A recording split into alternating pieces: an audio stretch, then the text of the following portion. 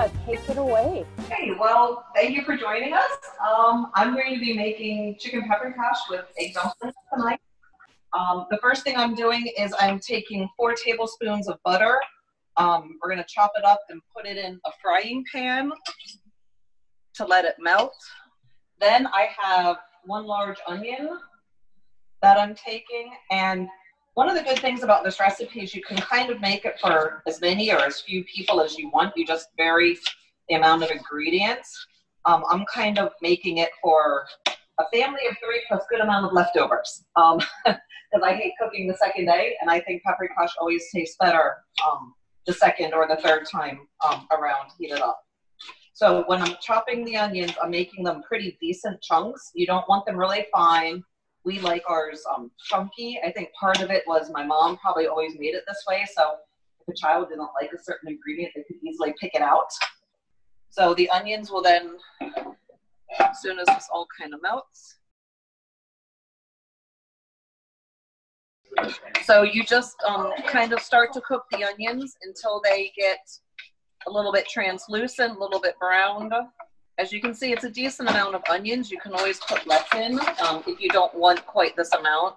I usually put in about 1.5 tablespoons of paprika and let it fry up together with the onions. Hi, Irina. Welcome. Nice to see you. Hi, Irina. How are you? I'm good. How are you, Lisa? Good, thanks. Looking good so far. So it's onions frying, and you put paprika. Sweet paprika. Okay. So you kind of let that sit maybe about a minute, just to kind of let the paprika fry in with the onions.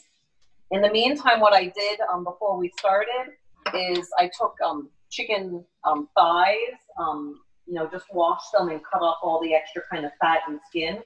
But you want to leave most of the skin on for this recipe. If you don't like skin, feel free to take it off before you eat it, but you do really want to cook it with the skin. And I'm using chicken thighs tonight, but you can also use chicken breast or anything else as long as it still kind of has the skin on.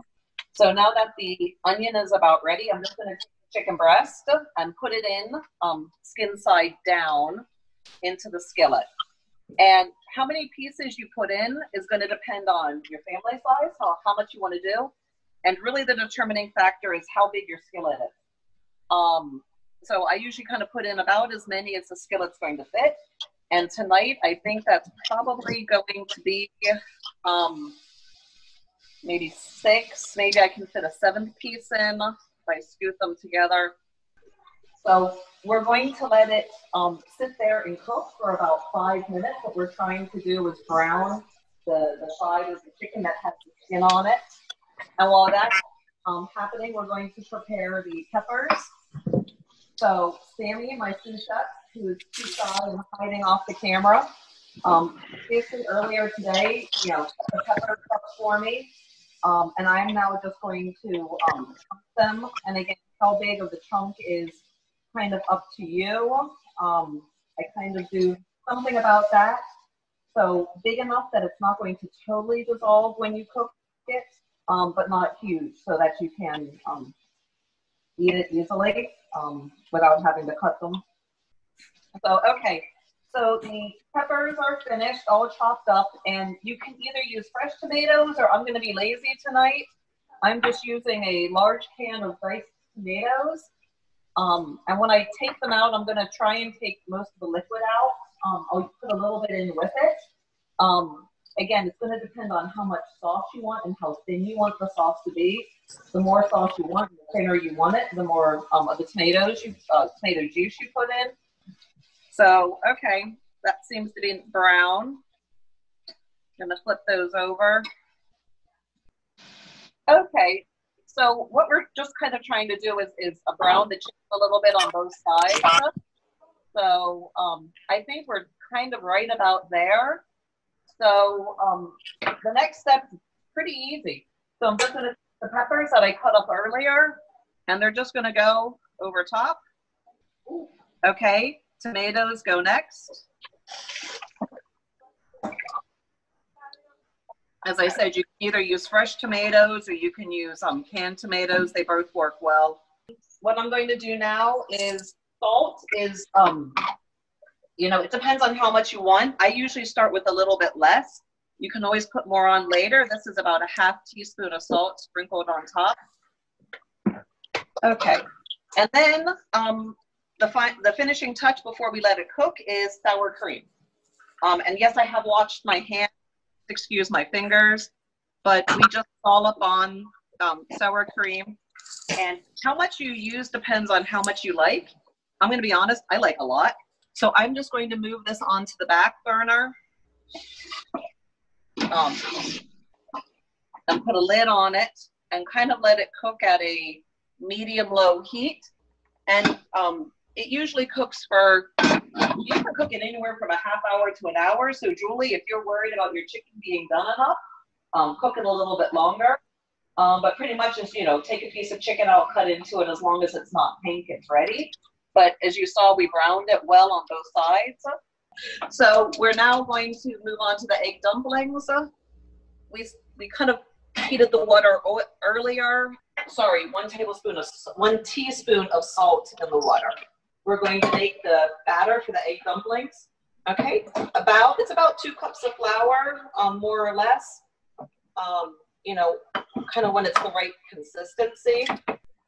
½ teaspoon of salt. And Sammy in the background is cracking and putting 3 eggs in for me. Okay, and then I'm putting in right now ½ cup of milk. Okay, Sam's going to mix it up for me. And pretty much when she mixes this, what she's trying to do is she's just trying to combine it so that the flour disappears, but you don't want this to be a really smooth batter. You want it to be lumpy. So we're just trying to get all of the flour blended in. But as you can see, you see it? It's not a smooth batter like a cake batter. It's a bit of a lumpier one.